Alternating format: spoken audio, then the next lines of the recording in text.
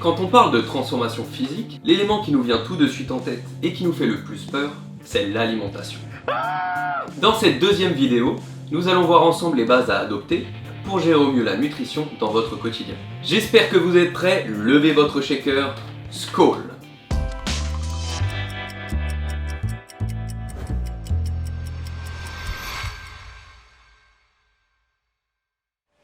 Bonjour à tous les vikings de la team QB et bienvenue dans cette partie 2 consacrée à la transformation physique. Si vous n'avez pas vu la partie 1, allez la regarder d'abord. Vous le savez, l'alimentation est la base d'une transformation physique mais aussi d'une bonne santé. On entend souvent en musculation que l'alimentation représente 70% du travail nécessaire et que l'entraînement seulement 30%. Même si je suis globalement d'accord avec ça, il ne faut pas pour autant privilégier l'un plutôt que l'autre. Donnez-vous à fond dans les deux.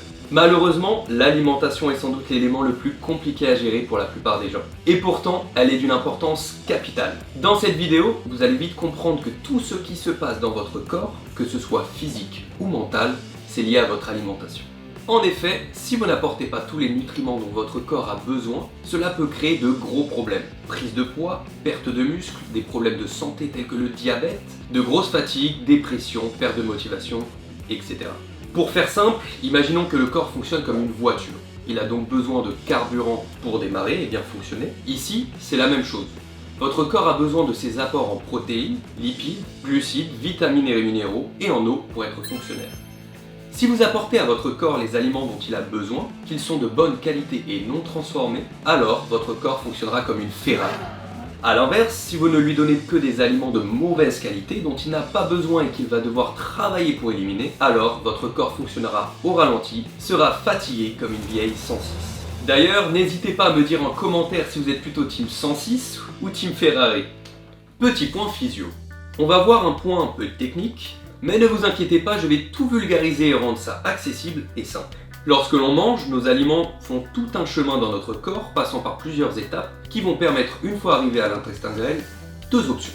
La première, grâce à l'intestin grêle, au pancréas et au foie, la digestion des aliments se termine. Les grosses molécules initiales deviennent plus petites et finissent par être absorbées et lâchées dans le sang. Ce processus dure environ 8 heures.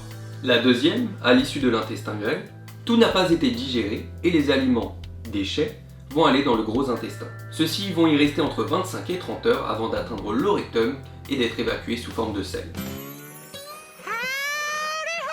Pour l'option 1, certains aliments sont véhiculés par le sang pour atteindre des organes et les stocker dans nos stocks qui sont prévus à cet effet. Stock de glycogène, stock de créatinine, stock de triglycérides par exemple. Cependant, si vos stocks sont pleins, alors l'aliment sera soit éliminé par les selles ou les urines comme pour la créatine, ou ce qu'on veut éviter à tout prix sera stocké sous forme de graisse. Donc grossièrement, si vos stocks sont pleins et que vous avez des excédents, vous allez prendre de la graisse et du poids. Pour ne pas prendre du poids, il est important de gérer et de bien choisir ses aliments. Lorsque l'on est très maigre et qu'on souhaite prendre du poids, la pire erreur est de se gaver d'aliments ultra transformés comme des McDonald's, des chips, etc. Outre l'aspect santé, votre corps n'en a absolument pas besoin, ils vont se retrouver dans le processus de éliminés aux toilettes. Ce sont des aliments très pauvres nutritivement parlant et si vous avez un métabolisme rapide, votre corps va les éliminer assez rapidement. Comme pour l'entraînement, votre nutrition doit être bien organisée. Il va falloir déterminer le total calorique de ce que vous devez manger dans votre journée et cela va dépendre de votre objectif. Tout repose sur la balance calorique. Si vous voulez perdre du poids, vous devez manger moins de calories que ce que vous dépensez tout au long de votre journée. A l'inverse, si vous voulez prendre du poids, alors il va falloir manger plus de calories que ce que vous allez dépenser.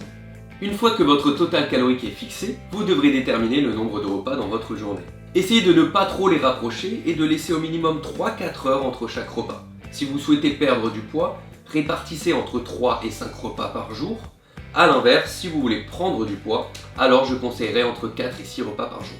Le nombre de repas peut vous paraître énorme car la plupart des gens mangent entre 1 et 3 repas par jour, mais cela vous permettra d'éviter les grignotages et donc de ne pas dévier de votre plan alimentaire. De plus, cela va vous permettre une meilleure assimilation de certains nutriments et de manger de plus petites portions, mais plus souvent et ainsi éviter la frustration. Enfin, cela va permettre une meilleure digestion. Pour vos repas, j'ai une petite astuce que je vous conseille de mettre en place. Préparez-les en avance et en grande quantité. Imaginons vous prenez le mercredi et le dimanche car c'est 2 jours où vous avez un peu plus de temps. Alors vous allez prendre 2 heures pour cuisiner tous vos repas durant les 3 à 4 prochains jours et les mettre dans des Tupperware.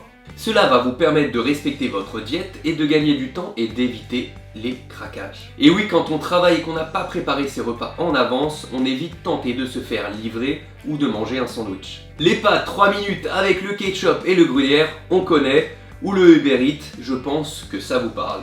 Si vous vous sentez concerné, préparez vos repas en avance et dites-moi si cette astuce vous a aidé.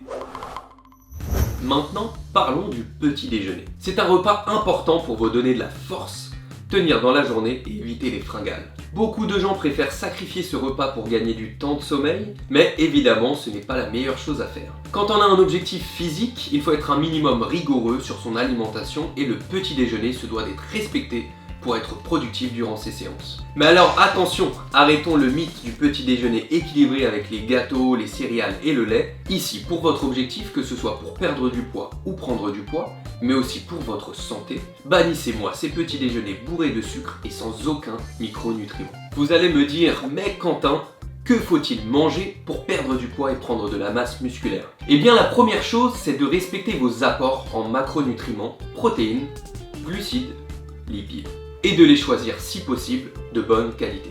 Commençons par les protéines. Enfin, on en parle.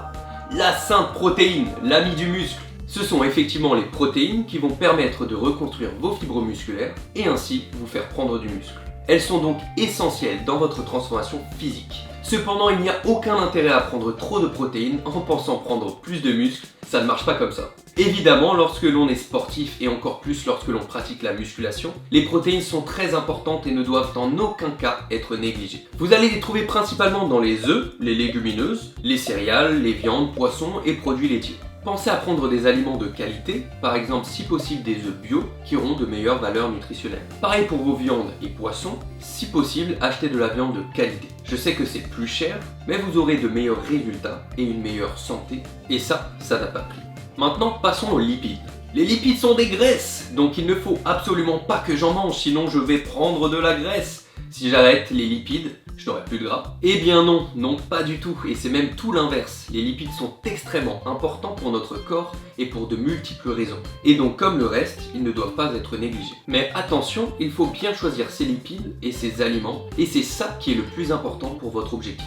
Il va falloir que vous essayiez de privilégier les acides gras insaturés. Limitez votre consommation en acides gras saturés et bannissez le plus possible les acides trans-industriels. Manger de bons lipides va permettre d'augmenter votre taux naturel de testostérone, ce qui est favorable à la croissance musculaire. Par la même occasion, cela augmenterait votre métabolisme et favorisera la perte de masse grasse. C'est pas beau ça? Maintenant parlons concret. Je vais vous donner tous les aliments lipidiques à favoriser et que vous pouvez mettre dans votre alimentation. Les oléagineux comme les amandes, les noisettes, les noix de macadamia. Il y a aussi les avocats, les poissons gras comme le saumon mais aussi le thon, la sardine. Certaines huiles comme l'huile d'olive à utiliser en assaisonnement ou l'huile de lin, de colza. Les œufs, les graines de lin, beurre de cacahuète bio, les légumes verts foncés dans une moindre mesure comme les brocolis, épinards et choux frisés. Vous l'avez compris, consommer de bons lipides sera bon pour votre santé et pour votre transformation physique. Cependant, petit point important, 1 g de glucides et de protéines est égal à 4 calories, alors que 1 g de lipides est égal à 9 calories. À consommer avec parcimonie donc. Et enfin, parlons des glucides. Les glucides, alias le macronutriment principal que votre corps va utiliser pour vos muscles lors des séances d'entraînement, ou juste lors de contractions musculaires pour lever le bras, porter quelque chose, etc. Il possède un rôle énergétique incroyable pour notre corps. Il existe différents types de glucides, mais ce que vous devez comprendre, c'est d'éviter les aliments avec une source de glucides rajoutés par l'industrie, comme le sucre blanc par exemple. Le sucre blanc n'est pas bon pour le corps humain et amène une dépendance alimentaire. Il peut être à l'origine de coups de fatigue ou de sauts d'humeur, une des premières causes des maladies telles que le diabète, l'obésité ou les maladies cardiovasculaires. Autre point sur les glucides, faites attention à l'index et à la charge glycémique de vos aliments. Mais cela, encore une fois, sera abordé dans une prochaine vidéo dédiée. Donc, comme pour les protéines et lipides, faites attention à votre source de glucides, mais ne les bannissez pas. Ils sont essentiels pour construire du muscle et être en forme, et faire surtout de bonnes séances. Cependant, c'est le macronutriment principal avec lequel vous allez pouvoir jouer pour réduire ou augmenter les calories dans votre diète en fonction de si vous êtes en sèche ou en prise de masse. Concrètement, Quentin, quelle source de glucides puis-je mettre dans ma diète? Tout ce qui est tubercules, fruits, légumes, légumineuses et céréales. Nous avons vu ensemble l'importance des macronutriments, voyons maintenant l'importance des micronutriments.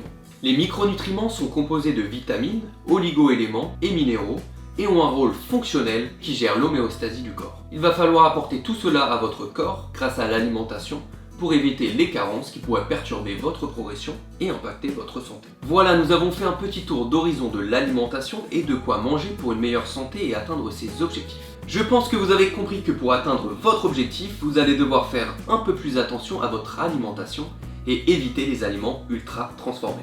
Dans de prochaines vidéos, nous allons rentrer dans les détails de chaque macronutriment, de l'eau, de la balance calorique, de l'index et la charge glycémique et surtout de comment calculer et se construire son programme alimentaire. Si vous voulez avoir la force de Thor, la sagesse d'Odin et la beauté de Freya, alors abonnez-vous à ma chaîne YouTube. À très bientôt.